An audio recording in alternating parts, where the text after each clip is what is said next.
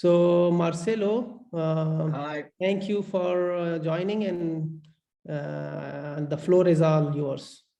Thank you, Farman, for the presentation. You're welcome. So, as Farman said, I'm Marcelo. I'm from Brazil, but I'm living here in Italy for the last 5 years. When I started working with Cremidim. As a background, I am an intensive care physician.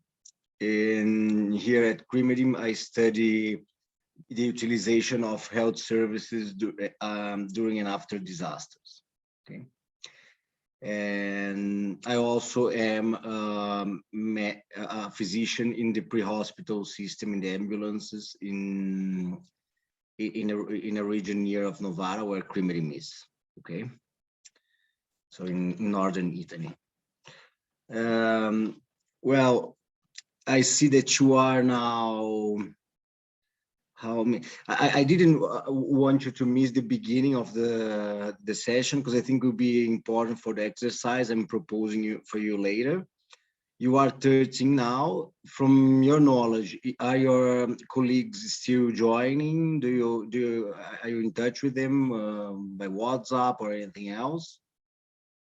Are they joining now? Do you think it's worth waiting another 5 minutes? Enas, you're the only one I can see the face, so I'm going to be asking you. Do you know if there is anyone that is still joining us, or?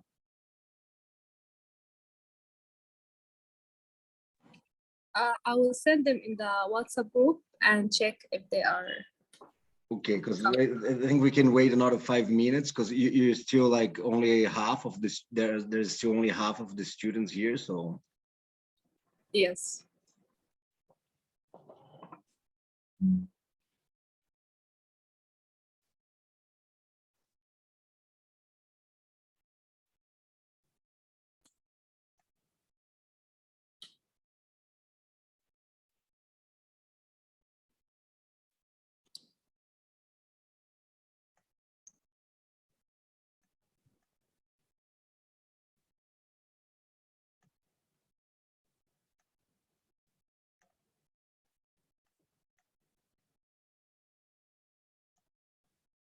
Yeah, it's a pity we still did not manage to have a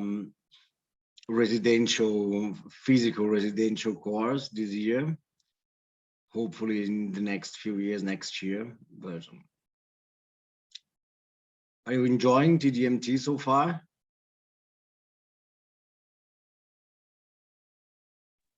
I sent in the WhatsApp group. I told them, "Are you joining or not?" But no one replied.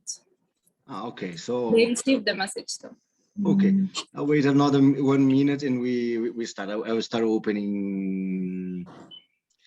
I'll start opening my presentation here. Yes, so Marcelo, we got 2 more students. So yeah, Yeah, we can start your seeing. presentation. And yeah. Okay. Yeah. So do you hear me well, and can you see the presentation? Yes. Yeah. Okay. Well, if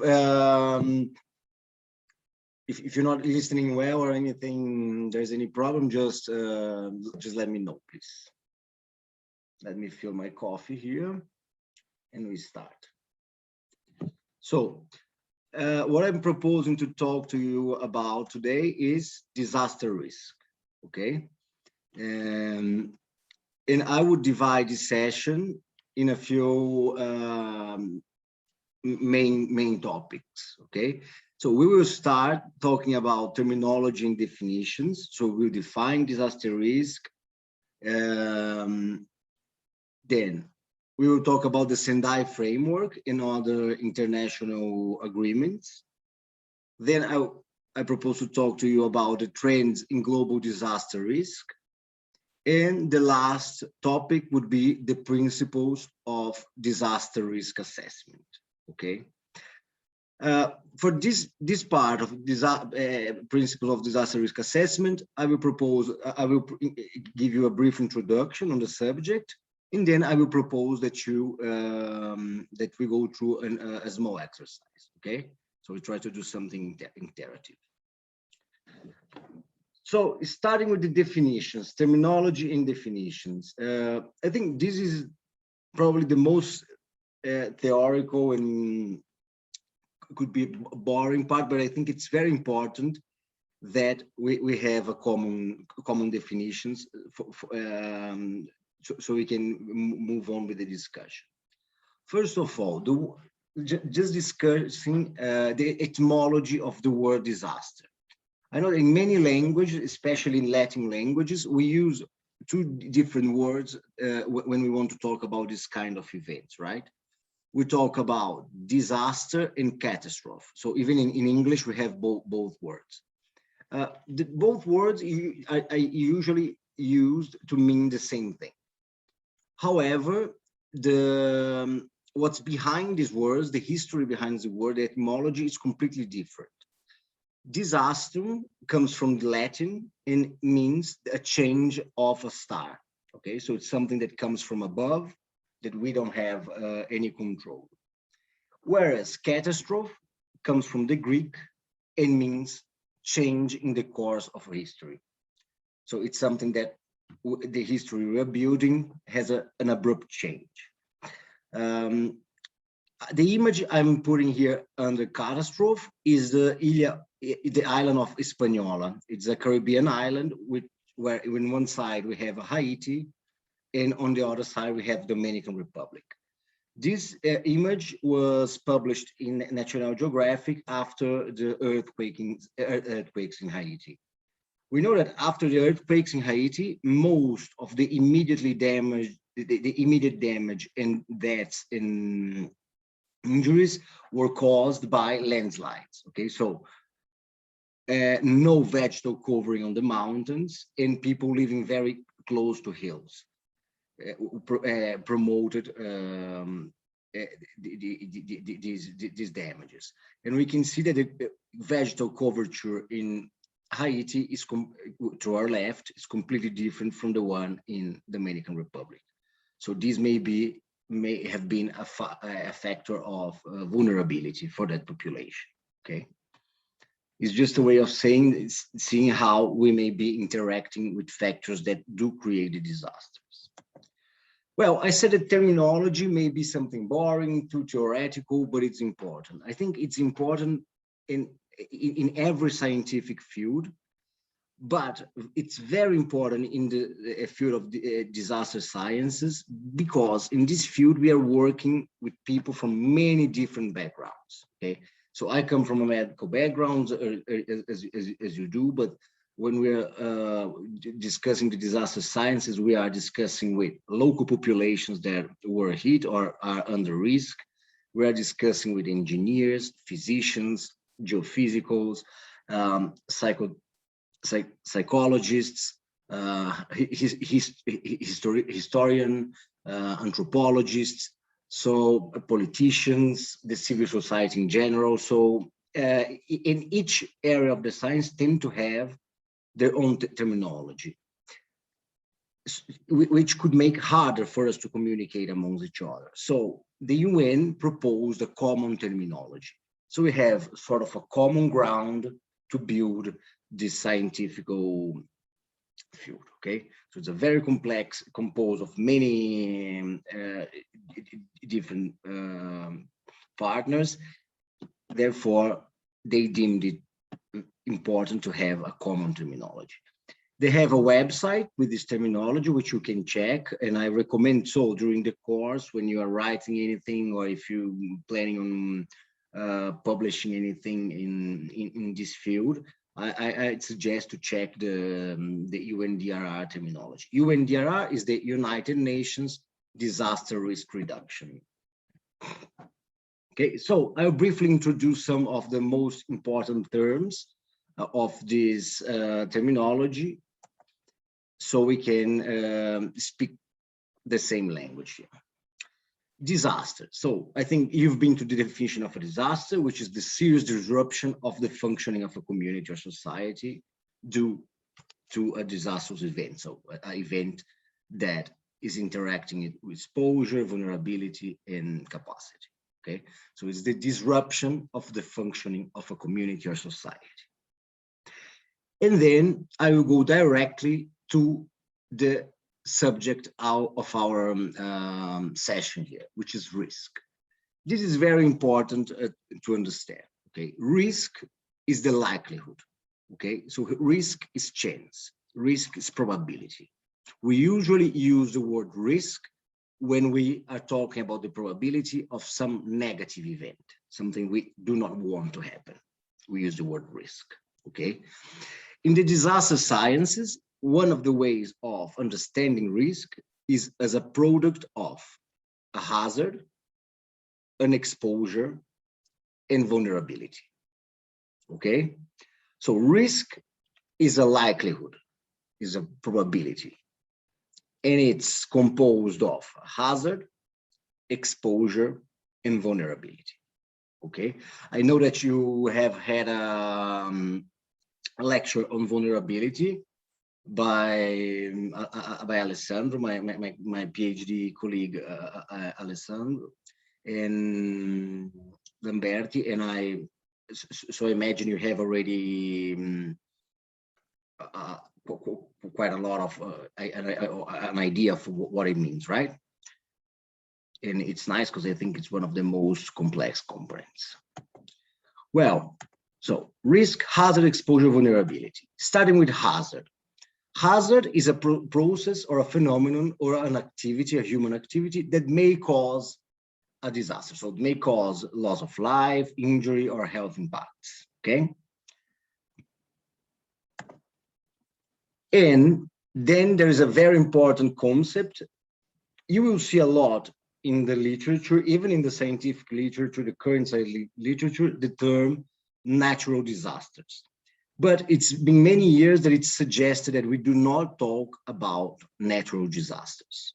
We talk about natural hazards, okay? So then the hazards, okay, the things that threaten us may be natural, may come from human activities, but the disaster is never natural. Why is not a disaster ever natural? Because the disaster depends on the interaction we have with the ambient. We have among ourselves as human beings, as societies, and the interactions we have with the planet, okay? So the hazard may be natural, but the final event is never natural because it depends on an interaction. Then we have the concept of exposure, okay? Which is the situation of people, infrastructure, housing, production, capacities, and other tangible human access that are prone to disaster, that are located in hazard-prone areas. So exposure is being exposed to a hazard, okay? So it's humans or infrastructure that are under the potential reach of a hazard. In vulnerability, I think it's one of the most complex concepts, but it's nice that you have had a lecture in depth on it. So there are conditions which are physical, social, economic that may increase the risk, that increase the impact of an eventual disaster, okay? Increase the impacts caused by a hazard. In the other hand, we have capacity, okay? Which are the strengths that will reduce vulnerability. So we may understand capacity as the opposite of vulnerability. If we come back to the equation here, if we increase capacity, we reduce vulnerability, okay? In a very simplistic form, of course. So far, did you get all the concepts? Because what I'm gonna do now is I will show you some images, okay? And some of the images, I will tell a story behind that. And I will ask you to identify if there is a disaster and if there is risk. If there is risk, I will ask you to identify which is the hazard or hazards, what's exposed, and what are the vulnerabilities. So it's important that you understand the concept so you can apply to this interaction we will have now. So do you have any doubts? From another question, from the session you had on vulnerability, read here. This is the UNDRR definition. Is there anything here that is different from the concepts you bring to the class, or are you aligned with that?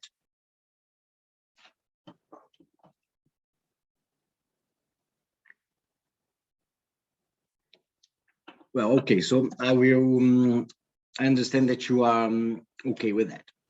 So I will show the first image, and I would like you to point me if there is risk and what are the components of risk. So hazard, exposure, and vulnerabilities present in the images. So this is an image here. So I will give a fictitious history behind it. Let's say this is a train line close to a major city in the Indian subcontinent. Okay, so I would like to ask you, is there a disaster risk present here? Is this a disaster? First question, is this a disaster? Okay, no. Sorry, who's speaking? Yeah, I'm Chuvairo Karangwa Verite. Sorry, who's speaking? I'm Chuvairo Karangwa Verite. Chuvairo. Ah, okay. Yeah, I was saying that I think there is no disaster, but there is a disaster risk. Perfect. I think there is a disaster risk.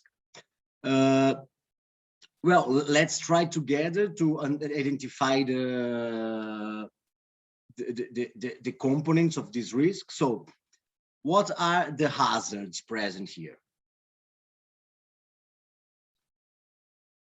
I saw that some of you had raised the hand, but the hand is down now. Let me see.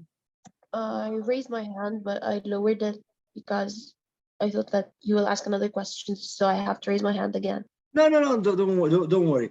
Just feel free to speak. So do you think, can you identify any hazards here?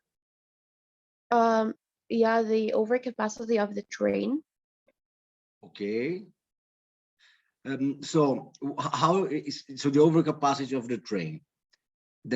So does anyone understand this differently? I think that maybe it can be the smoke of the train too. Ah, interesting point. So I will give you my point of view, trying to use the concept we just we just discussed. I'd say that a train line and a train are always a hazard. Okay, they always bring the potential to cause injury and losses, right? No matter how you do it, the potential is there. So I'd say the train line itself in the train crossing a city is a hazard, okay? What is exposed to this hazard? Well, many lives, as we can see, right? There are many lives involved. The own infrastructure of the train line, the infrastructure of the city that is around it. So we have a lot of things exposed to this. And then I think what you're pointing out now, we could see as vulnerabilities, right?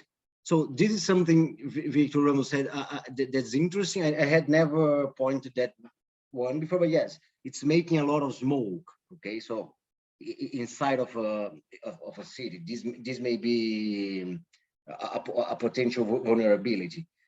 We can go even further. We can imagine that there is no adequate maintenance of this train, so this would be a major vulnerability. And in my opinion, we have some obvious vulnerability, which are, as our colleague mentioned, the overcrowding of the train line, people traveling above the train, people crossing the train line, so it's not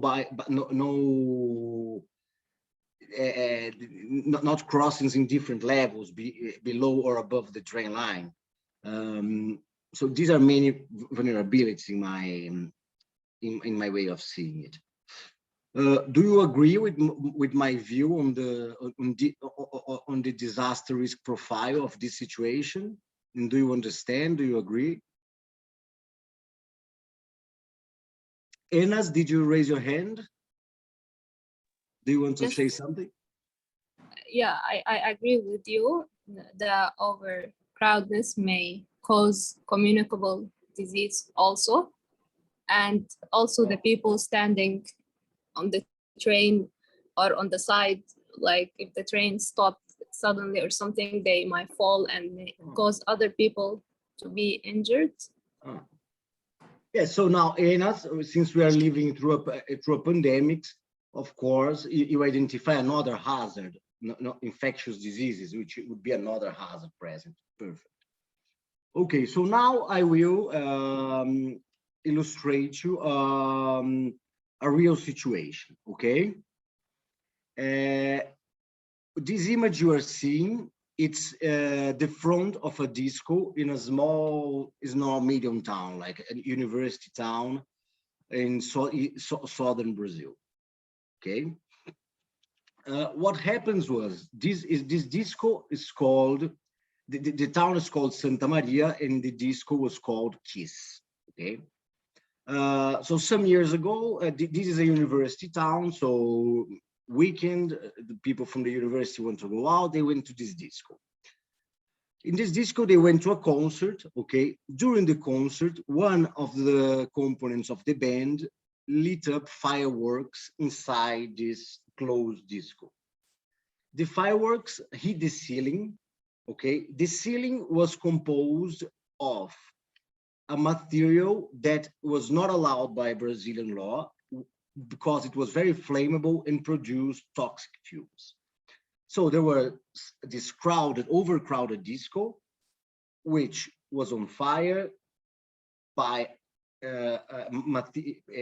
with materials that produced toxic fumes. People tried to run away.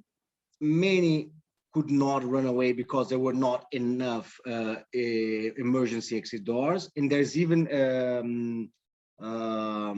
some reports of doors being closed because they were afraid that people would leave the place without paying. So people were trapped inside. Hundreds of youngsters, young adults and teenagers were intoxicated, got ARDS and ventilatory problems. Hundreds died, okay? And there was a important disruption of the health services, as you may imagine, of this city. It's 150,000, 100,000 inhabitant city, which could not take care of all the injured patients. So they need to ask for assistance from the capital, which is Porto Alegre, the capital of the region. They send help, they need to transfer patients. Then there were intoxications by cyanide. There were not enough cyanide antidotes in Brazil at the moment. So the United States sent some cyan kits to Brazil, which arrived too late, some say. And the end of the story is that many died. Many went through a prolonged stay in ICU with mechanical ventilation, okay? Well, now let me ask you, is this a disaster?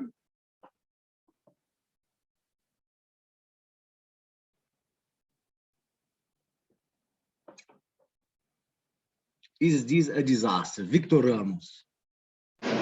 Yes, I think that it can be a disaster. This is a disaster. There was a huge disruption on the functioning of this community, okay? A huge clinical human impact on this community. There was the health services of this community were unable to take care of, to provide the usual care to all of the patients, okay? Need to be assisted by outside health services. Well, let's go back a little bit. Before the event, from what I told you, was there a disaster risk, and what were the components of the risk of this disaster happening?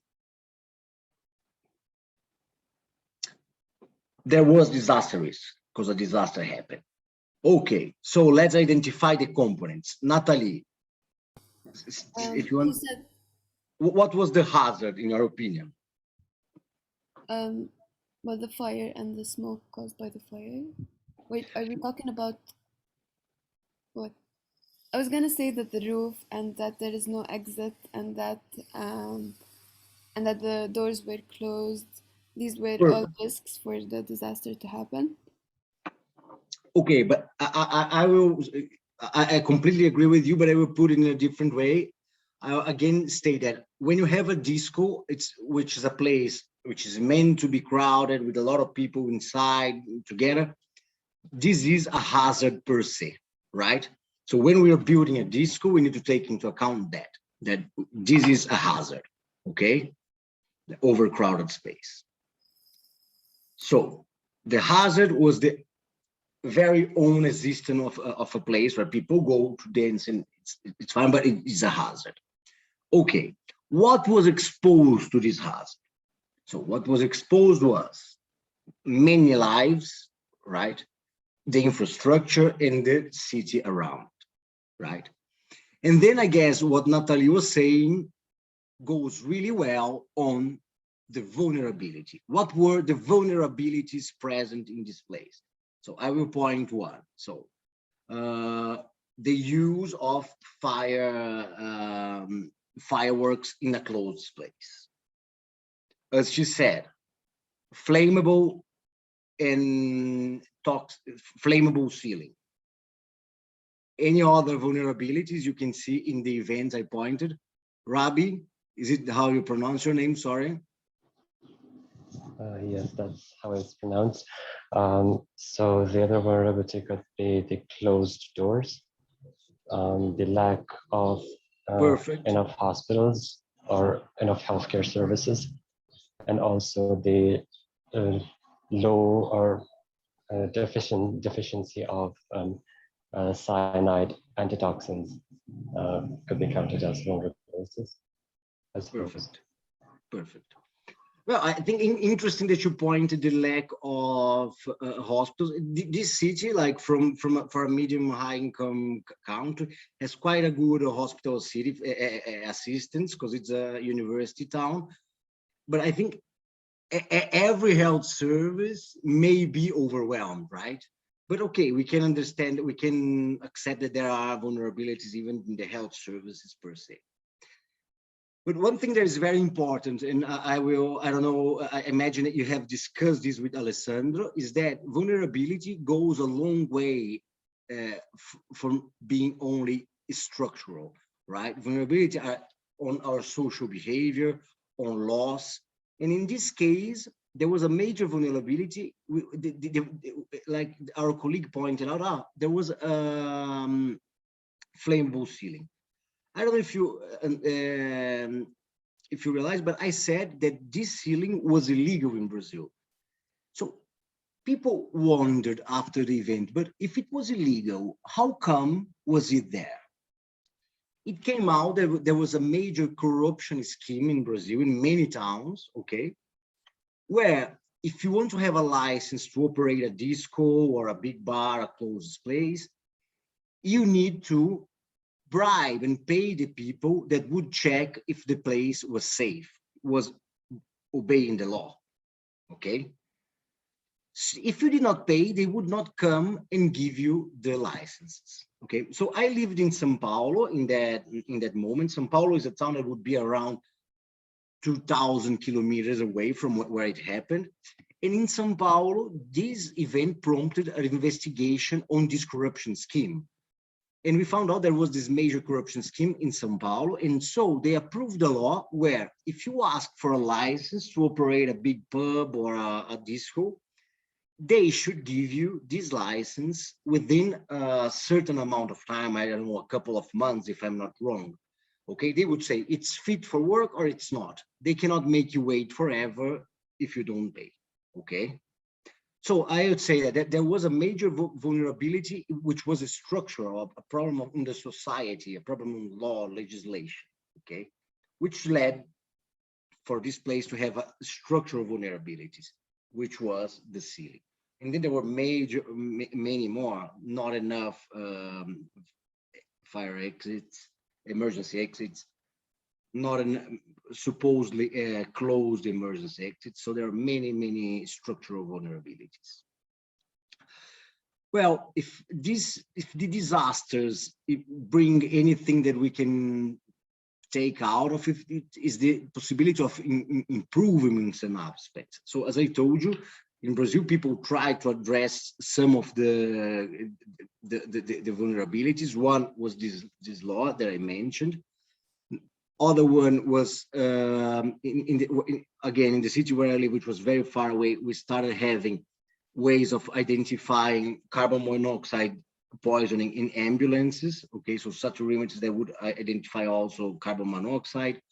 There was a major distribution of cyanokites, as you mentioned, and all of that. So maybe one thing that we should be focused during the response, and especially after the disaster, is how to address the vulnerabilities that were present.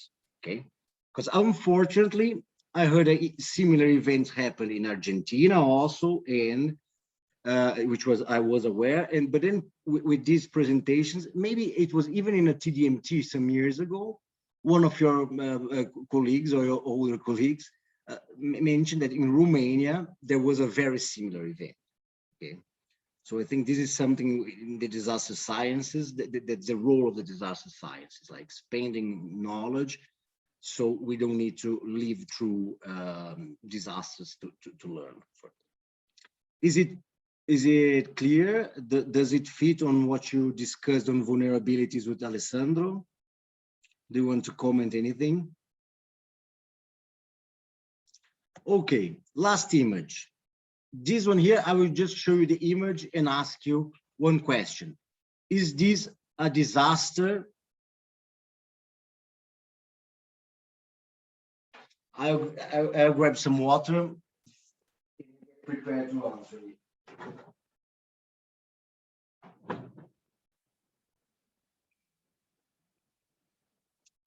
Is this a disaster, what you're seeing here? Enas, could you answer that, please?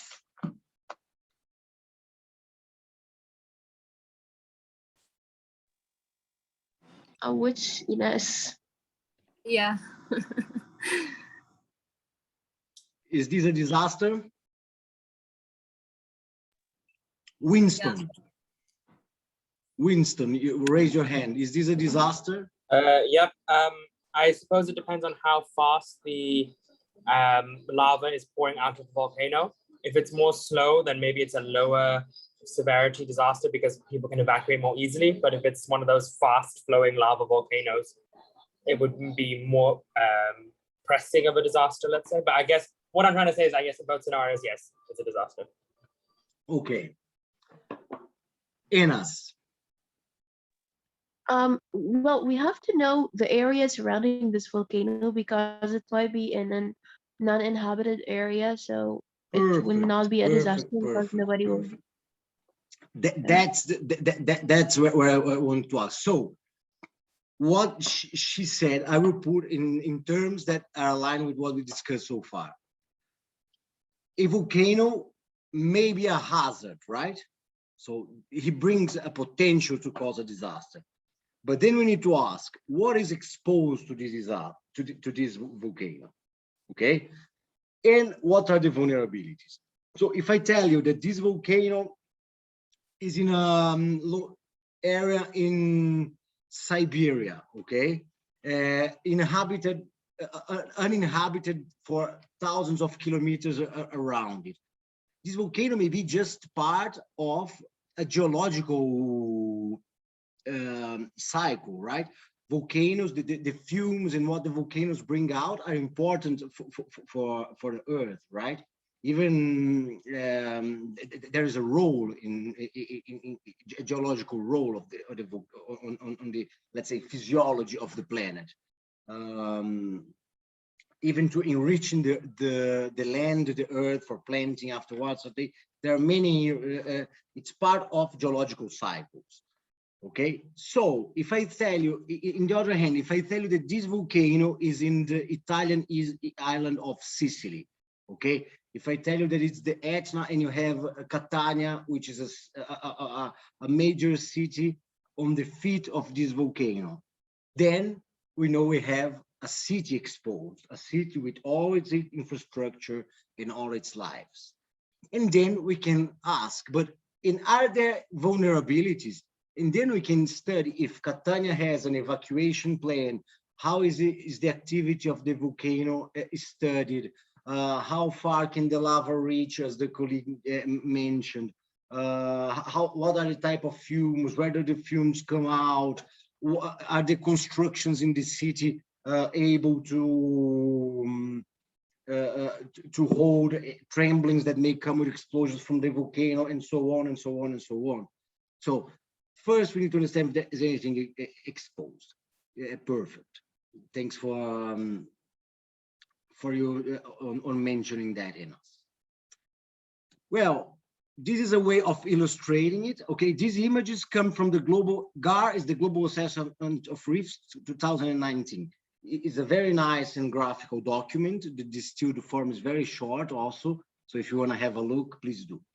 So here, what is it saying? Imagine that we are traveling in an airplane, okay? And we are flying over this mountain range, okay? The mountains are covered by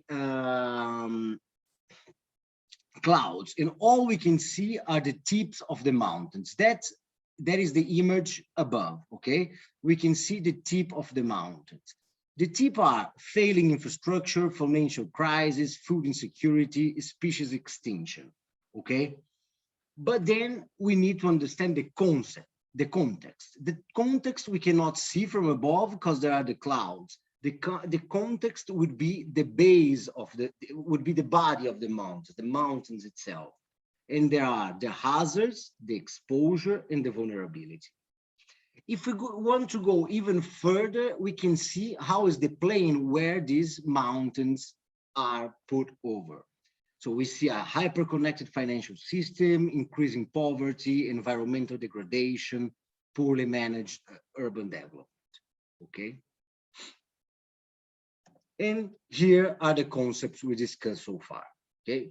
Disaster risk is the risk of a hazard, disaster is a probability, and disaster risk is composed of hazard, exposure, and vulnerability. So we do identify the hazard, we identify the exposure, and then the vulnerability. Now, very briefly, I will introduce you to the Sendai framework for disaster risk reduction, okay? The Sendai framework for disaster risk reduction is one of the supranational agreements we have nowadays, okay?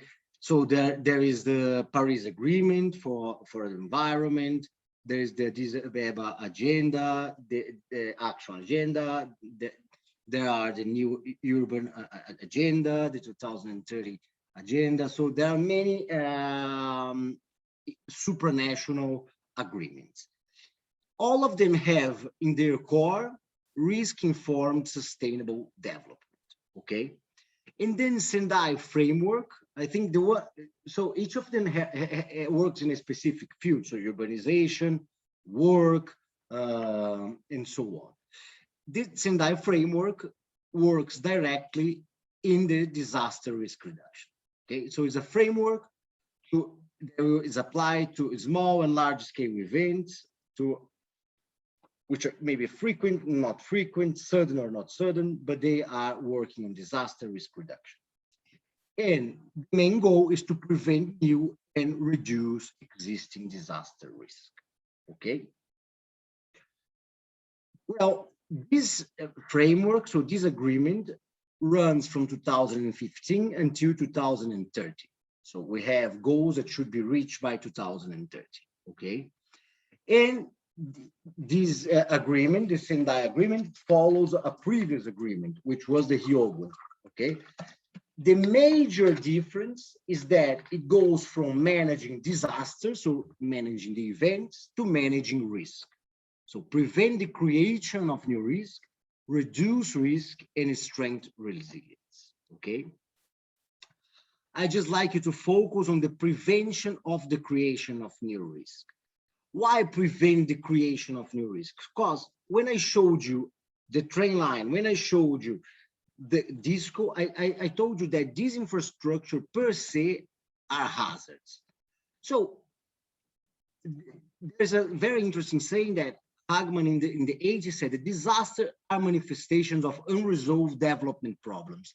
I would say that what we understand as development is at the same time the creation of risk if we don't take it into account, okay? Because when we build a train line, we are putting up a new hazard.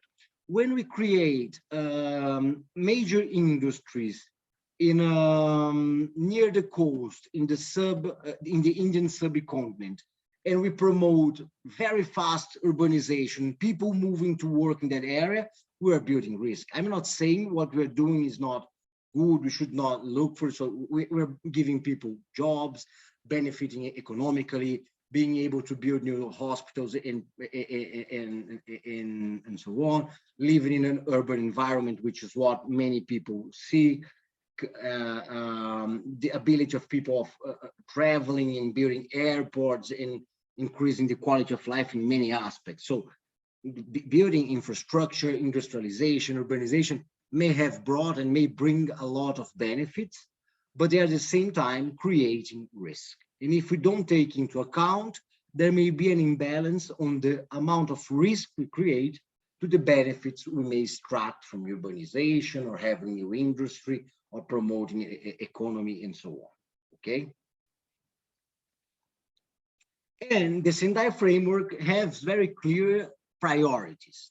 So the priority 1 is understanding disaster risk. And trying to address this priority is what we are doing here, okay? So we are here trying to understand what disaster risk is.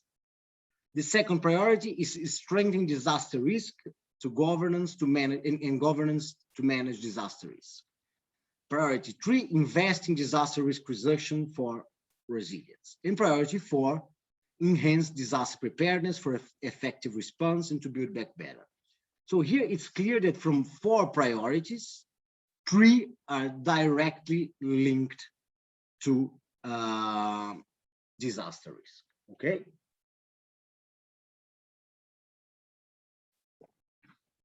And they propose objective targets so we can track how things are going. So the targets are reduce global disaster mortality by 2030, okay, measure mortality by 100,000 inhabitants, reduce the number of affected people, reduce economical loss, reduce disaster damage to critical infrastructure, increase the number of countries that have disaster risk reduction strategies, enhance international cooperation, and increase the availability and access to multi-hazard early warning systems.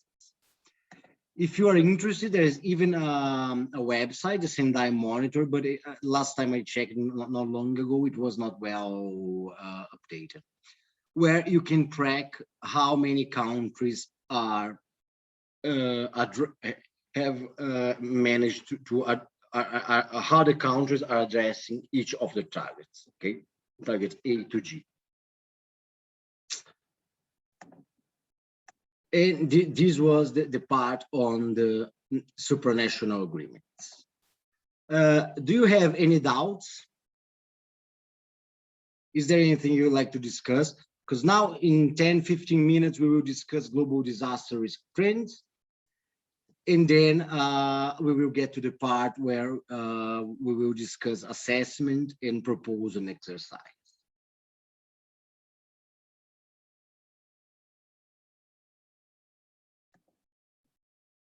So may I move on? Okay. Global disaster risk trends. I will discuss a few concepts and trends in disasters, okay? So here is the climate-related events, right? So this is a publication in the New England in 2014, okay? We can see here by year from the 50s to 2012, these bars are geophysical disaster, the brown part are geophysical disaster, the blue part are climate related, and the reds are economic damage. we see that economic damage grew up a lot in the period. And we see that most of the damage comes from climate-related disasters, okay? Well, the reasons these may be are various, right?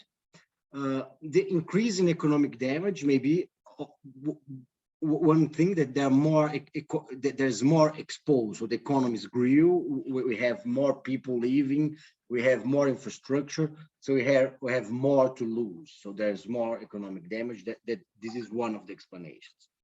The other ones is that we tend to be living in places that are exposed to climate-related events, okay? So storms, droughts, and so on. One thing that is usually discussed on this is climate change. Now, it's said that it's unequivocal that we have a role in climate change, right? And how it will impact humankind disaster-wise, it's of course, very hard to predict. But many predictions say that this climate change tend to increase the number of extreme weather events.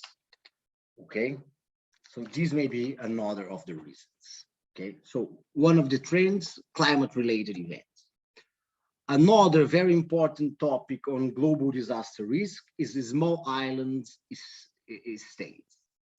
There are some small islands in the world that with climate change and so on, with climate change, are under a huge risk even of disappearing some in the Pacific, or losing a lot of their territory from the increasing of sea level. Small islands, for instance, in the Caribbean, Antigua and Barbuda, under a huge risk of extreme events. If we see in 2017, the hurricane that destroyed the island, it destroyed roughly 60% of the islands, roughly 6% of the island were left homeless. So imagine a country where after a single event, 60% of the persons lose their house. It's very hard for a country in this situation to deal adequately with an event like that, and to rebuild and to go back to the previous situation without external help, without previous agreements and previous strategies. So some small island states are under a very particularly high disaster risk. Okay. Other trend, risks in low and medium income countries. Almost 80% of the total life years lost are spread across low and middle income countries. Okay, most of the population of the globe live in low and middle income countries, so this of course is something to be discussed. But we know that poor social conditions and conditions in many low and middle income countries are bring a very high disaster risk scenario, especially when we're focusing on injuries and deaths.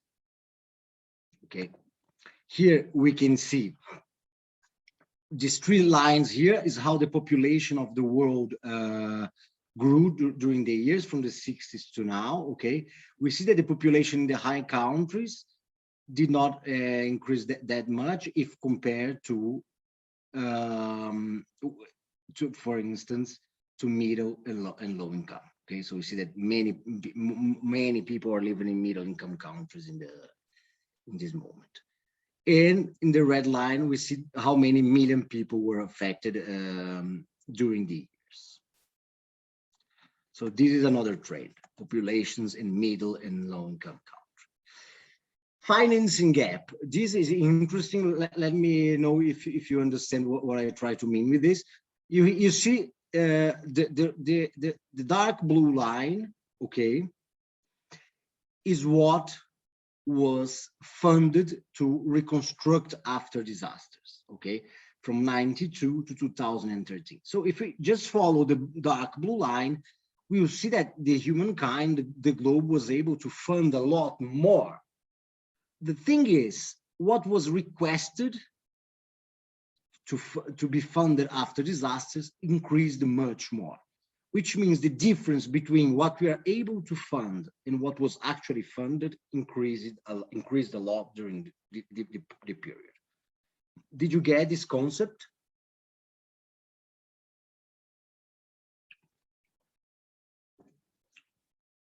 May I move on? Okay. Indirect losses and impacts. Well, I think now that we all went through, each of us in a different manner, of course, went through going through the pandemics, we will identify with many of these potential indirect losses and impacts of the disasters. So social and familial bonds. So how many people were not able to see friends and family during this? And this may happen in other disasters as well, right? Not only in a pandemics, but when you have a major hurricane, you may lose people, or an earthquake, you destroyed a city and people need to be settled in other areas. So the loss of social and familial bonds, or because people died. Loss of recreational activities. Imagine the pandemics again. Imagine sexual life, the impact the pandemics had in sexual life. Health, access to health, so people afraid of seeking health services, or because of the pandemics or other disastrous events that may destroy health infrastructure or may promote migration of health workers. So loss of education. Well, we may see an impact on education in what we are doing now, right? We should be doing this in presence, which in my opinion, maybe this is a generational thing, but in my opinion, it would be much nicer to be doing this in presence. We cannot do this due to the pandemics, and most of all. So the impacts on education, kids not going to school and all, financial losses. This was very much discussed during the pandemics, but we can imagine in other disasters as well, how much can be lost financially, right? Loss of assets, and recovery and rebuilding, the costs of recovery and rebuilding, all of that. Do you want to make any comment on indirect losses, share any personal views? Because I think we all did suffer indirect losses during the pandemics. And if anyone wants to do any comment, or if it's not clear, or if you do not agree, please tell me.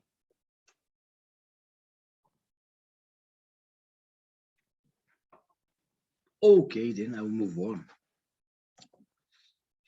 Well, this is another concept. Unfortunately, I think it's not being thought a lot about in the last years, but it's called extensive disaster risk.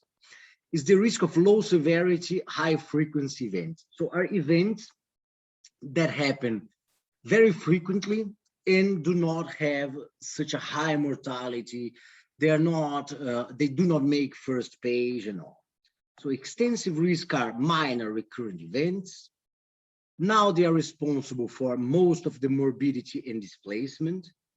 They promote the erosion of assets, okay? They are underestimated, and they happen mostly in low and middle income countries.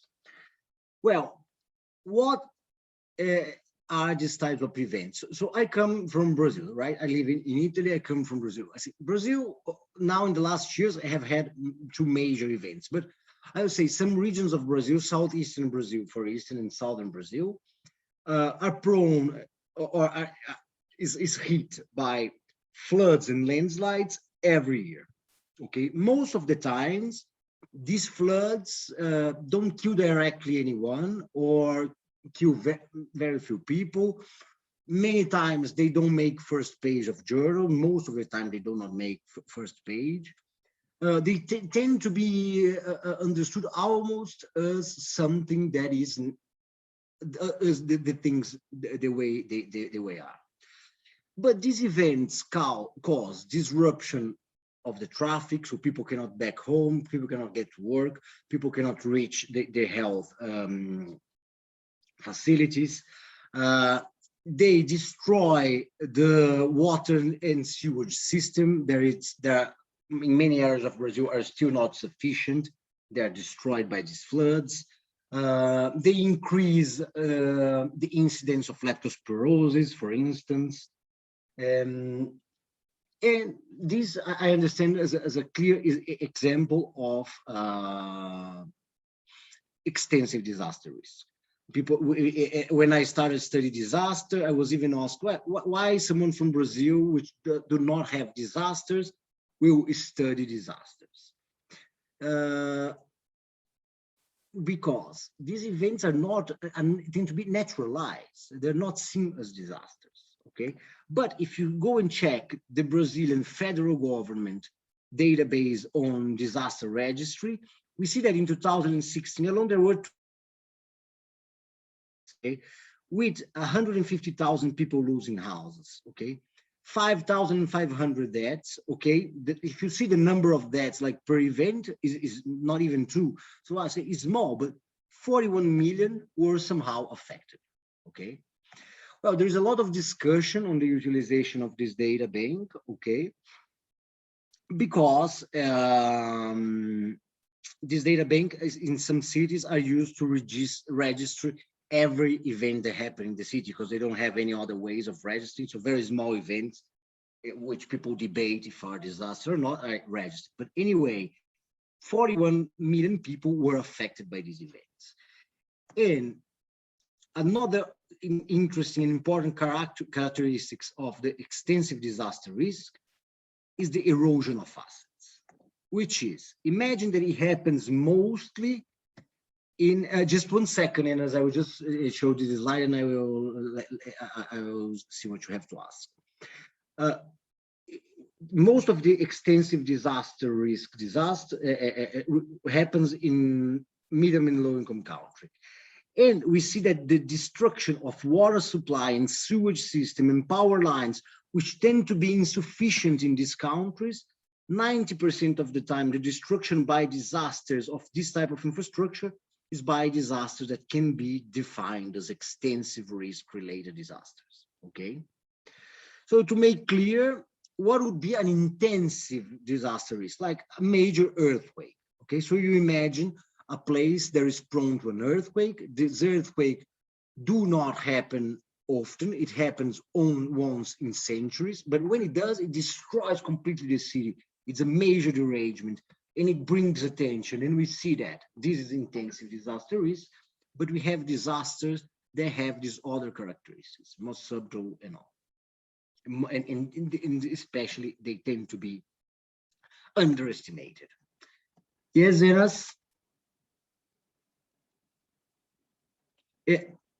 Enas Osama, you have the raise your hands. Oh, I raised my hand earlier when we were talking about extensive disaster. I just wanted to comment that in Sudan, the flood situation happens similarly every year. But even though like the same thing happen every year and the same people get affected, and because the house's infrastructure is poor and most people live in poverty, so many people are affected, but there are still no real measures or awareness to take disaster risk management. So yeah. So you think this concept applies to the situation you identify in Sudan as well? Yeah, it's underestimated and it happens frequently. And do you think the concept of erosion of assets, which is money poorly spent, because there is probably insufficient infrastructure, the country is investing, and this infrastructure is being continuously eroded and destroyed, so it's a bad way of spending money. Thanks for sharing this with us. So now I will just, this is the last bit, just to close this part. Well, what I will show you, these images are on the Global Assessment of Risk, okay, 2019. They have 3 versions. This document is by the UN. It has 3 versions. One is very detailed and explained and all, and then they have a very short version, which they call distilled version, which brings the concept with very graphical images and very short. So if you want to check that, please do, it's very interesting. So here is another concept, which is systemic failure, okay? So systemic failure, forced migration, displacement of people, political destabilization, price spikes, civil unrest, war, food insecurity, currency destabilization, right? Many things that we can identify in the current world we're living. We have in one side of this balance, the building stressors, right? So a population that is growing, environmental degradation, discrimination, technical limits of agriculture, global warming, and above that, we have the construction boom following that, urbanization, uncontrolled urbanization, and so on. Here above, we may imagine epidemic outbreaks, chemical accidents, water reservoir. Let's go back to what we're living now. Like if we imagine epidemic outbreaks, like the pandemics caused us a lot of problems. But I think to a certain extent, we can identify that many of the derangements of the pandemics were actually already present in our societies, in the globe, in the way we interact with each other, okay? The stresses were already present, and the pandemics and all the problems that it brought are hitting over that in a very stressed environment, okay? So the epidemics happen in a very, or in a situation where many stressors were already present, right?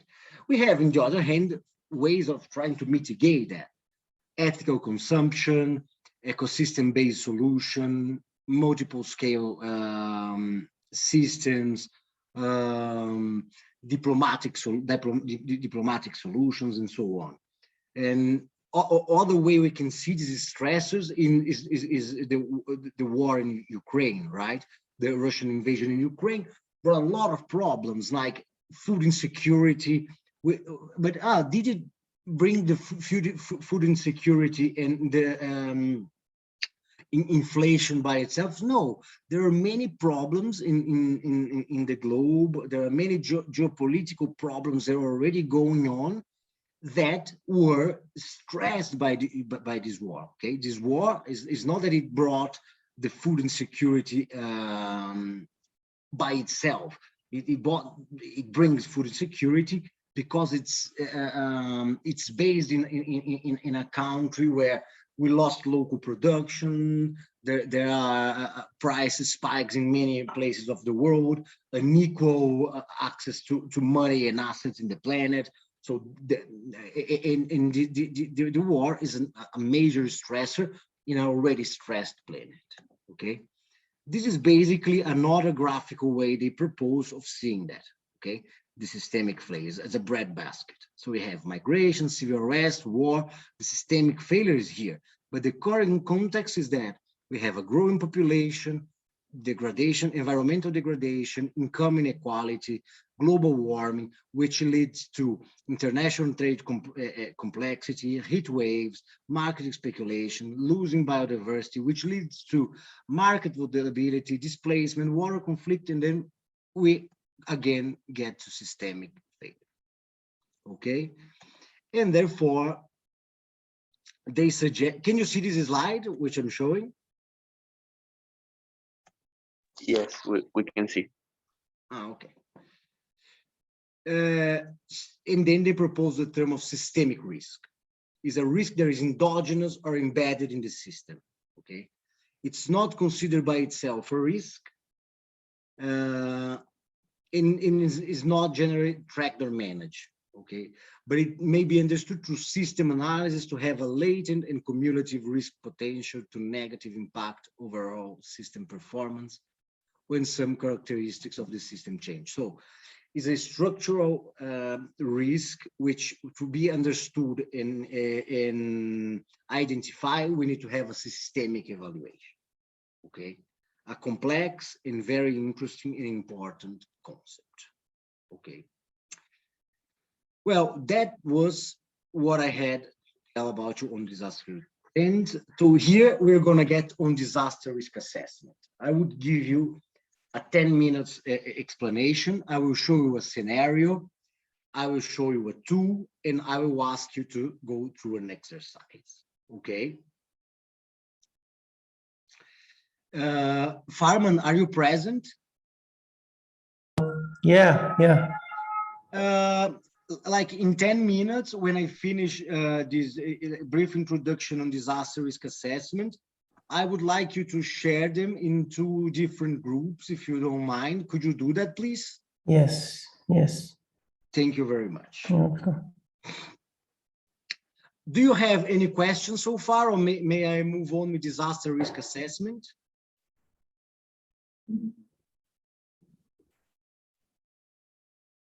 Okay. So this is a way the UNDP, which is another United Nations work group, suggests for us to do a disaster risk assessment. First, we evaluate what's already in place.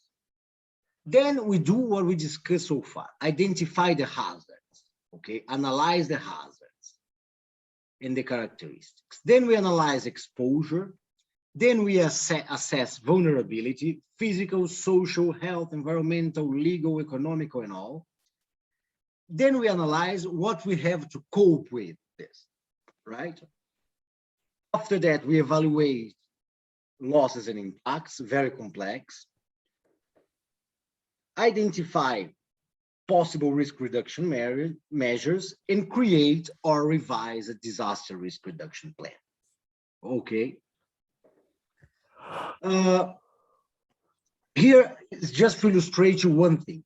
When we are doing a disaster risk assessment, we cannot rely exclusively in past events, okay? This is a schematic graphic, okay? Imagine that when we have this dark blue here from 1,250, so 1,000 years ago, in the last 1,000 years, we have these extreme events. When they are below the area, they are green. When we are above this area, they are gray. What may happen is that if we want to look only to past events, it is possible that we don't have a time frame where we can identify these events. So one may say, there is not an earthquake, it's not possible that an earthquake will hit this place, because in the last 50 years, there were no earthquakes here. But it may be that earthquakes happen much less often than that, okay? One example is in 1992 in Florida, in a southern state in the United States of America, there was a major hurricane, which I don't remember the name. It was much stronger than the insurance companies thought it was possible to have a hurricane there. So what happened? There was a major destruction, much higher than they would expect. What happens is there was not enough money to fund it, because they did not imagine such an event could happen in Florida. What happened is people lost their houses. The insurance companies could not pay for the houses, which caused an indirect impact. It's very important. The lack of recompensation, it's something very serious. So people had insured their houses, lost their houses, could not be reinsured. These insurance companies need to try to to pay so much damage that they went bankrupt, and hundreds of companies went bankrupt through that. After that, they started saying, well, why did we miss that? Because maybe such an event was very rare in this situation. Or with the change in the climate, in the change of perspectives, maybe these events were not likely to happen in that region, but now they are, okay? this is another thing, that we're in a changing place. Other thing is that we are creating new hazards. So we are urbanizing, we are creating new chemicals, we are creating airports in places that were no, so now planes can fall in places that they would not fall before, and so on and so on. So we are creating new disasters. So we cannot base all our disaster risk in previous events. Not only that, okay? Why? As such, most disasters that could happen have not happened yet, okay? And to that, we have some tools to assist us, all right? This is a hazard map. So this is how intense an earthquake can happen in the regions of Italy, okay? This is just the hazard. If I want to have a risk map, I would also need to have a layer of exposure and vulnerability. So I need to know that there is a city near this red area in the feet of the boot here in Italy, right? And I need to know how many people are living there and if the construction are resistant or not to earthquakes and so on. And then this hazard map can become a risk map. Then we have risk matrices, which are actually we will discuss that. They are called risk matrices, but we will discuss that the term is not very precise. In these matrices, we have here the increase in likelihood, and here the increase in severity. So in the red area, we have very severe events, and here very severe, very likely. So very severe, very likely are considered not acceptable. In the other extreme, we have no severe and not likely, which is totally acceptable. In between, we have intermediate situations, okay? We also have the SNUG model, okay, which is under studies seriousness, manageability, urgency, and growth. So how serious is an event is? Is it manageable? Can we decrease the impact of the hazard? Can we do do we need to do something now? If we don't do anything now, is it getting worse? Then people identify each hazard, and for each of these components, they give a high, medium, or low. Now it's the Kaiser Permanente. Here I will lose a little bit more time with you because this is the tool I will give you to use. Okay, so you assess this website to use. Oh, sorry. This is the website. Sorry about that. You assess the website, get the tool. Okay.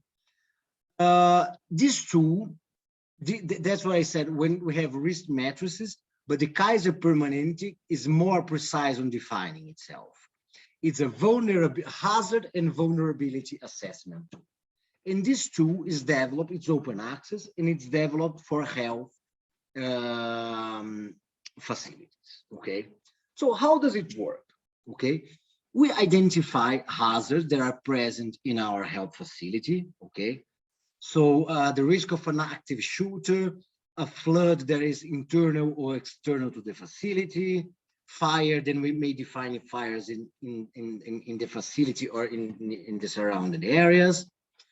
And for each of the hazards, we give a likelihood, a probability, okay? Which goes from 0, which is nil, to 3, which is high. I know, and it is very imprecise, right? It's a number from 1 to 4. But the idea is that this tool not give us a solution of everything, but gives us an idea of what the priorities may be, okay? And to make it more adequate, the ideal use of the tool, the ideal way of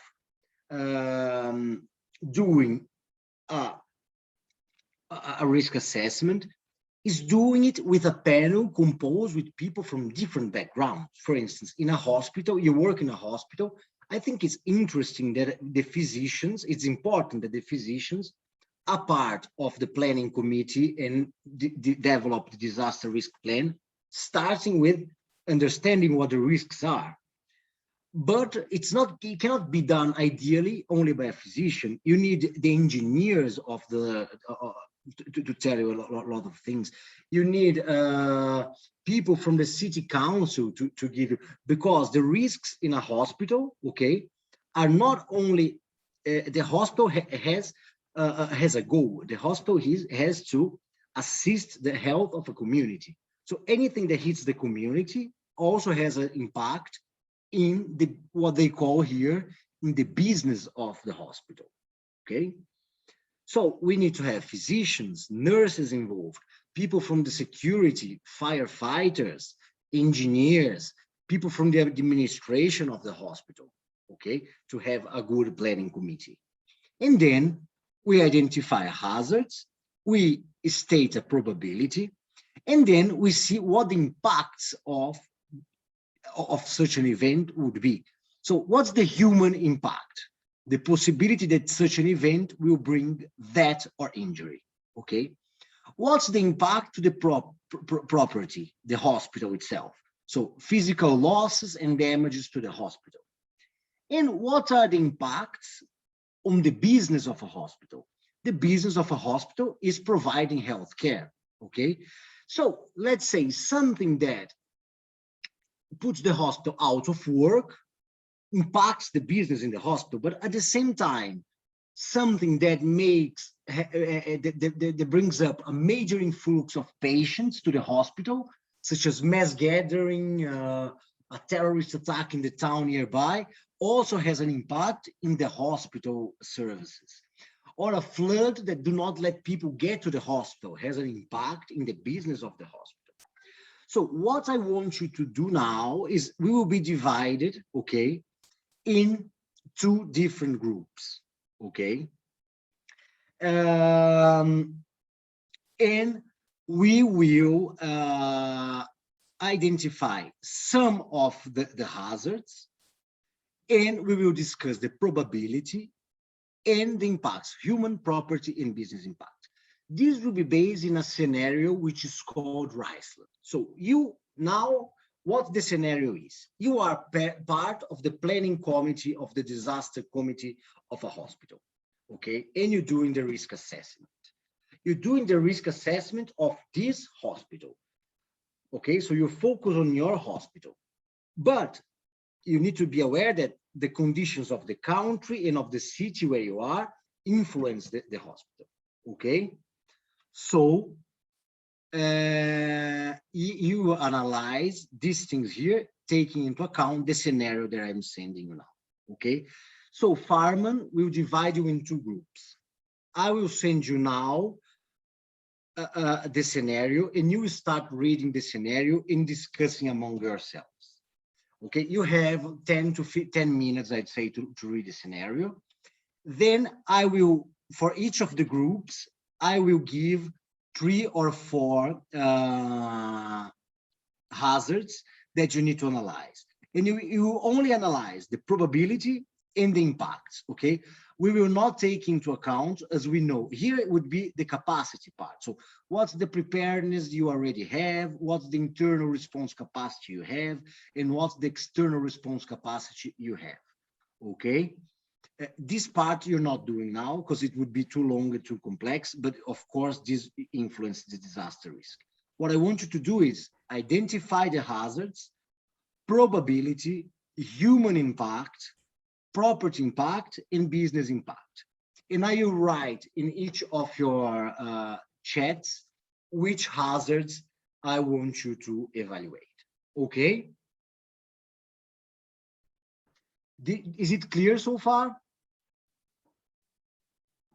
So, okay, Farman, divide them in 2 different groups. I will send you on the chat now. Okay. I will stop sharing my screen. I will here on the chat now, I will share the scenario you're going to work on.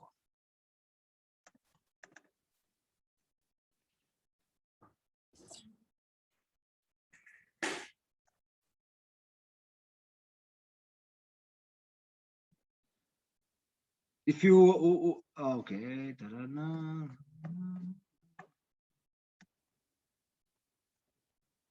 Just a second, please.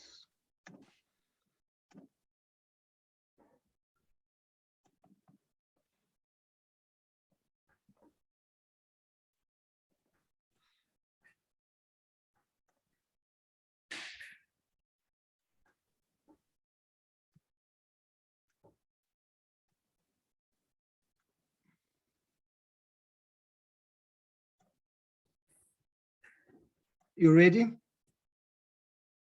Yeah, should I divide into? Sorry, are you creating the groups? I can, if you want to create the groups, please please go on. Okay.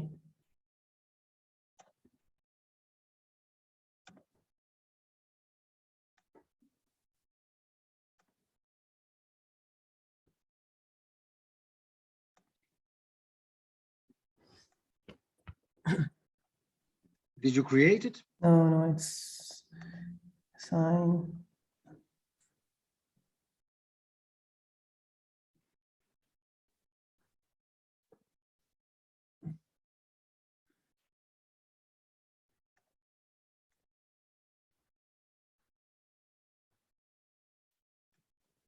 I'm moving them. Well, if you can start reading the scenario, I just uploaded it. So please open the scenario and start reading it.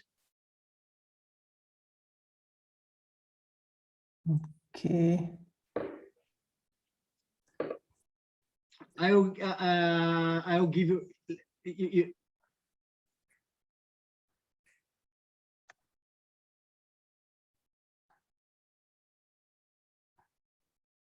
I think they are going to their respective rooms.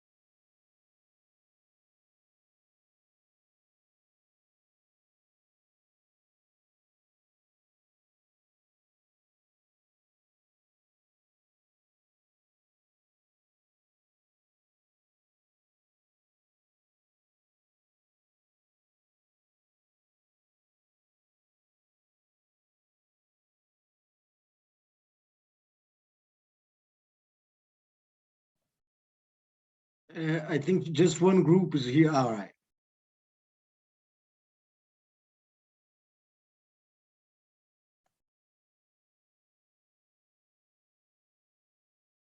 Is everybody here, Farman?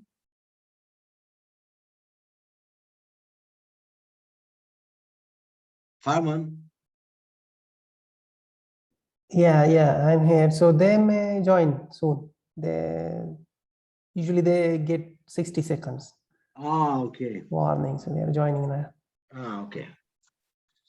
Hi. So I think it was probably a little bit too fast. Of course, you could.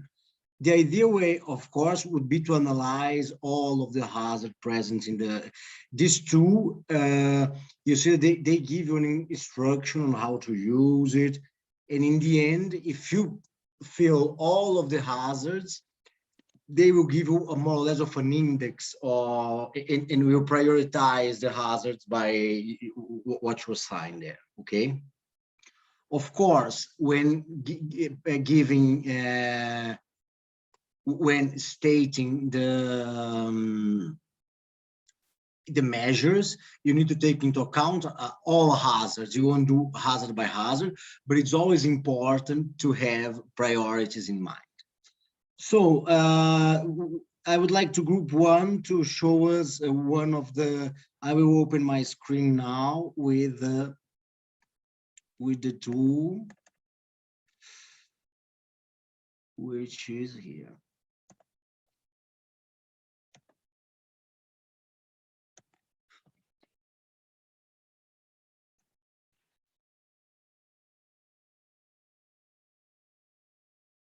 So I will open the two. Group one, tell me which hazard would you like to talk about? Group one. I guess group one is the one that I was in. Okay. And we did not have. And okay, so tell me one of the hazards you were able to evaluate. We did not evaluate anything. I told you we did not have enough time. Okay, so group two, did you have time to evaluate anything?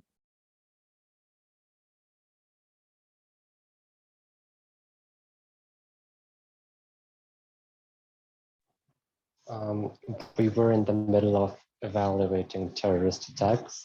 Okay, but tell me how do you see yet. How do you see terrorist attack and what did you take into account? Based on the Riceland's profile, Okay. there were a couple of terrorist attacks. There were high number of terrorist attacks in the past. Yeah. But then in the recent stages, in the recent times, terrorist attacks had been reduced because of the increased safety and security measures. Perfect. However, that being into account, there were still a couple of terrorist attacks further down the document as we kept on reading.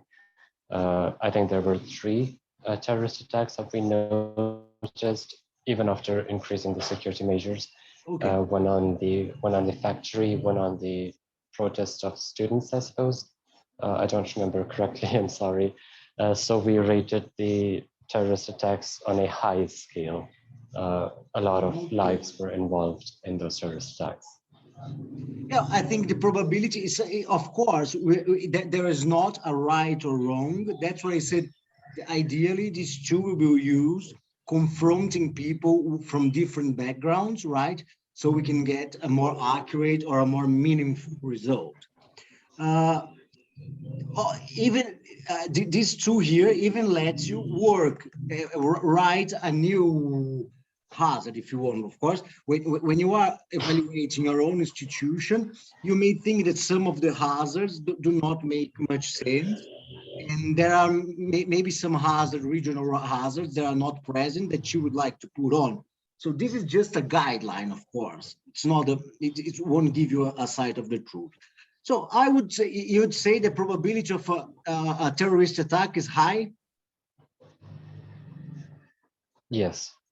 Okay, if there is a terrorist attack, what do you think is the impact on human lives? That would be high. Okay. Because most of the terrorist Property? attacks were on public gatherings. Okay. Property would be medium. Okay. In the business?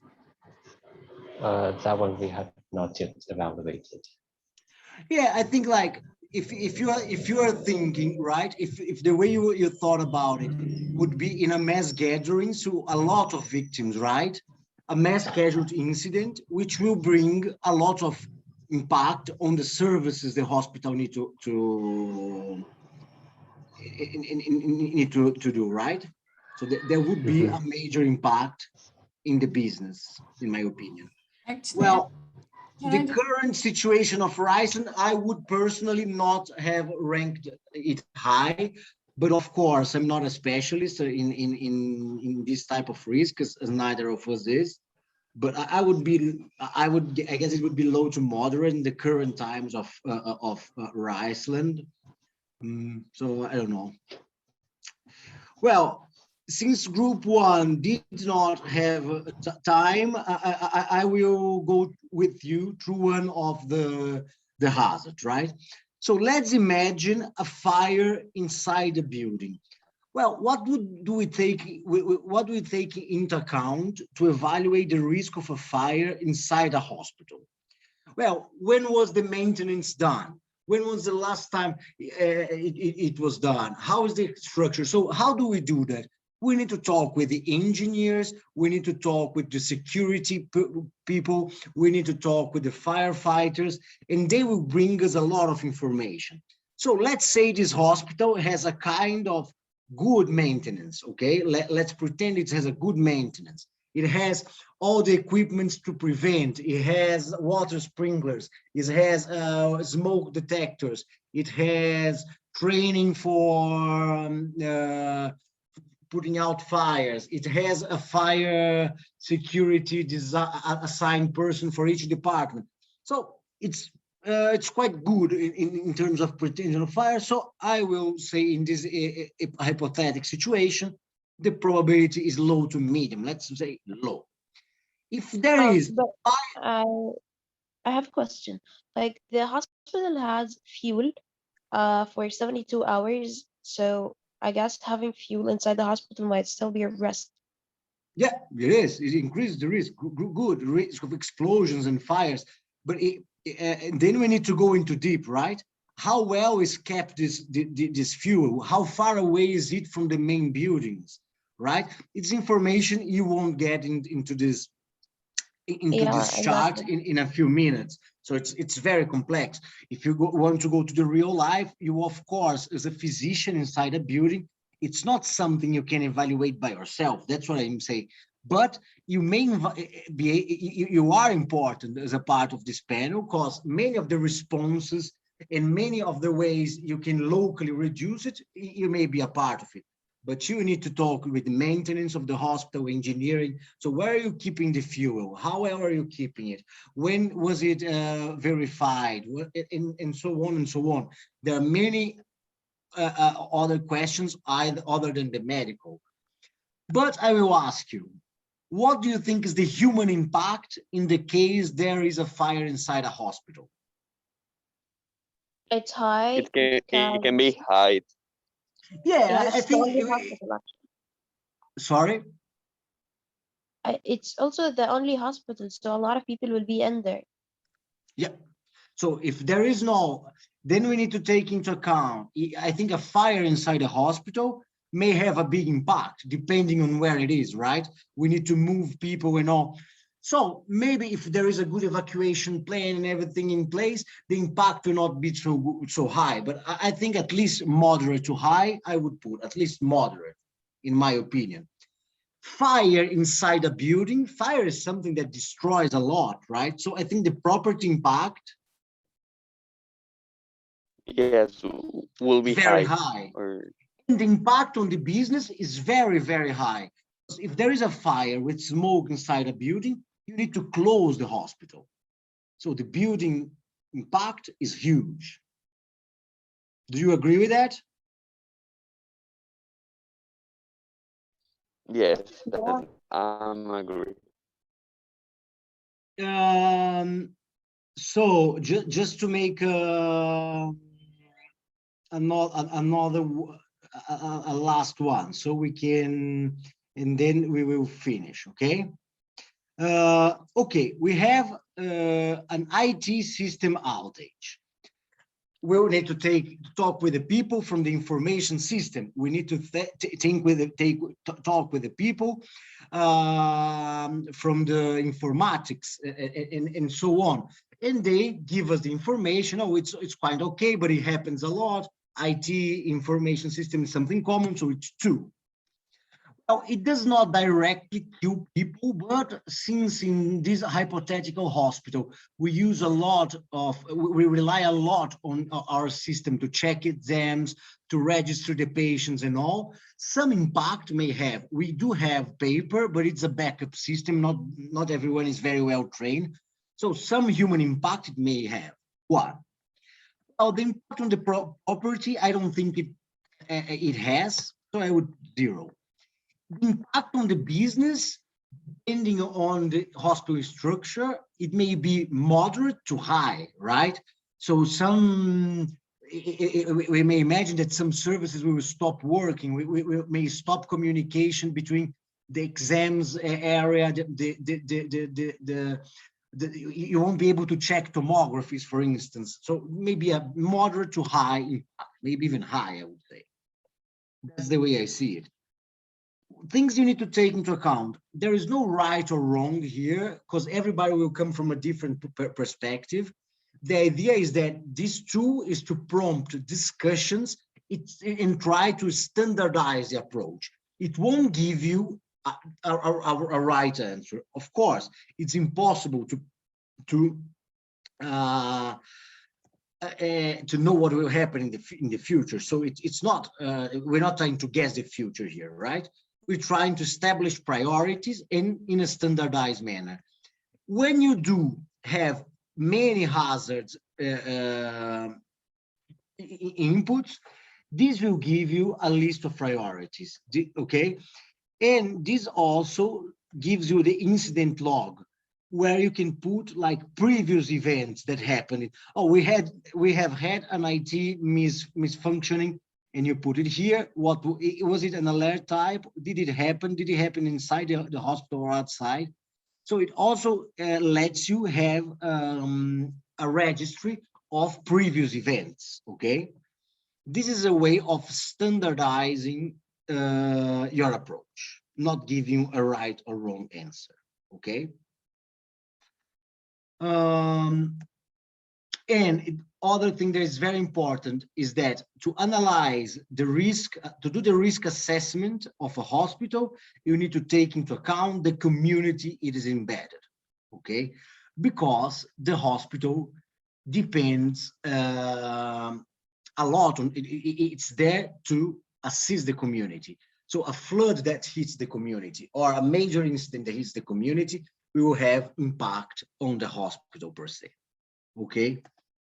I will just, in 3 minutes, show you that this tool I showed you here is made for hospital and health institutions. There are other tools for cities, for instance, okay? That you have the link to these tools in case if you ever need to work with it. And then you also have another new types of tools that we have now, which are risk indexes, okay? I think we won't have time to go direct to it, but the Inform Risk Index is the most famous, to my knowledge, okay? It aims to give index to whole countries or regions of countries. Okay, it bases its risk index in hazard and exposure, vulnerability, and lack of coping capacity. Under the hazard, they have natural and human hazards and many components. Vulnerability, socioeconomic and vulnerable groups, and many components, and coping capacity the same. And it's interesting that it bases each of the component in real data, which can be measured. In the end, this will give you an index. For instance, here it's Portugal, give you what are the major hazards and exposures present in each country and so on. You're able to compare, to see again, if you only look to the number, it won't give you much information. But if you have interest in exploring this tool, it's an open access tool as well. You can contact me, we can go through it together. And you can go very in detail in how this risk index is composed for each of the components and domains, okay? Unfortunately, we need to wrap up the session, to finish. I hope it brings you something. I hope you enjoyed it and it was useful for you. I will finish with this Japanese disaster stone. Here it's saying, it's from the 16th century, according to the New York Times. It's saying, in case of tsunami, of an earthquake, don't go up this hill to run out of to run away from the tsunami. This hill is too short and the tsunami will hit you. So people are communicating disaster risk in this region and in many places in Japan for centuries. And I think it's a beautiful example of what we're trying to do now. So they have these stones written in places where you should construct, you should not construct, don't construct below this area because it's a tsunami prone area after earthquakes and so on. So I think this is a good idea on how to communicate risk. And this is something that we're trying to, I try to go through with you during this session. Well, if you have any comments, please do write me. I will leave you my email, and tomorrow I will send you the slides as well. So if you have any doubts or anything you'd like to discuss or comment, please let me know.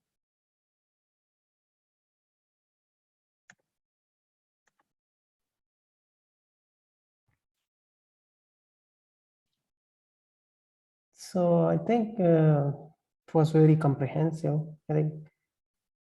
So thank you, Marcelo, for your time.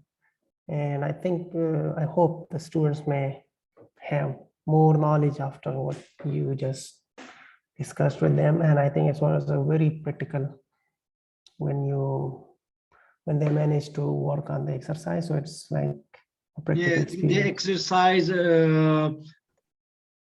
it's always very difficult to organize this exercise virtually. It's the second time I try it. It tends to work a lot better in person. And yeah, but still they got the idea that how. I hope so. I hope so. Yeah. And at least they have access to some tools there in case they need to do that for their jobs and in the future. Exactly. They may be useful. So thank you, Marcelo. I think Monica is here, so I will leave the floor open to Monica, because she's gonna handle the next session. So Monica, are you listening? Okay.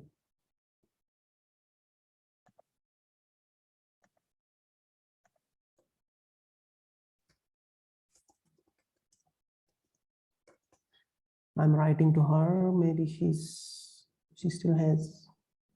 But anyway, I think thank you, Marcelo, for your time. Okay. And well, since they are not present yet, do you want to ask me anything? Are you any observations? Anything you disagree, students? Anything you'd like to say? Anything that was not clear?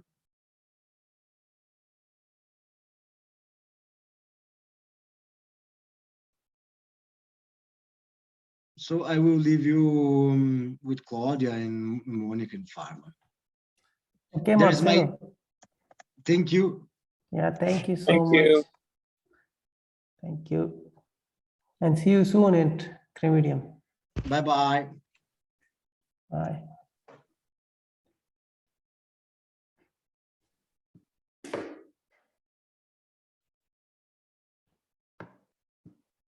Hi, Farman. Good afternoon, everyone. This is Claudia. I think Ciao, Claudia. Ciao, Monica. Hello. Okay, so I'm sorry for my camera, but it's not working. I think they have just finished. Yeah, exactly. Hello, Winston. So probably we can give them like 3 minutes in case they need to go to the Maybe we toilet. can be Even 5. Even 10. I mean, it depends how much they need, I guess, if it's time to prepare coffee. I don't know. I hope there are no smokers, but there might be in medical school because I've been there. So I think Yeah, the I student can imagine Okay, that. so guys, it needs time. They were working for 2 hours continuously. So Yeah, I know. Let's give it a good 10 minutes break until 4:25, at least Central European time, if that's okay for everyone. And Totally I promise agree. I will stay within the time frame. We'll keep it short, but on the condition that you all going to be participating very actively. I like this condition. Excellent. Great. Okay, so guys, 10 minutes. Please be on time. Yeah. And thank you, Claudia, in advance, but I'll introduce you in a few minutes. Yeah, perfect. See you in a bit. Great. And thank you, Farma. Now you can also go. thank you and enjoy Okay. the session. Great. See you later. See you in a bit.